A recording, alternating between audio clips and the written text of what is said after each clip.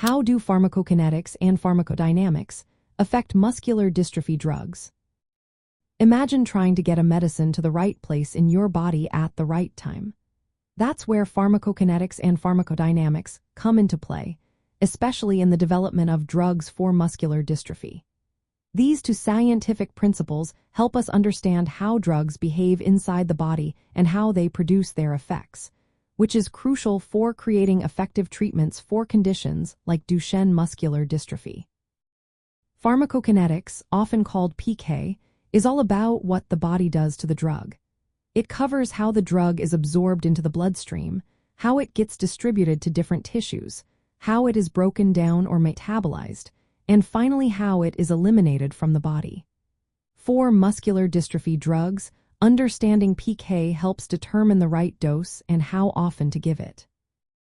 For example, a drug called eteplirsen, used for certain types of Duchenne muscular dystrophy, has been studied to see how body weight, age, and kidney function influence its levels in the blood. This research helps doctors decide on a dosing plan that keeps the drug at effective levels without causing harm. Pharmacodynamics, or PED, is about what the drug does once it reaches its target. In muscular dystrophy, many drugs aim to restore or improve muscle function by increasing the production of dystrophin, a protein that is missing or defective in patients. For drugs like eteplirsen, PED involves how well the drug can induce exon skipping in the dystrophin gene, leading to the production of functional dystrophin protein in muscle fibers. Scientists use PK/PD models to connect the dots between drug levels in the blood, how much gets into muscle tissue, and how much dystrophin is produced over time.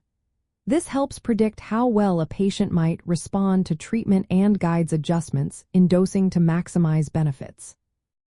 Clinical trials for muscular dystrophy drugs routinely measure both PK and PED parameters.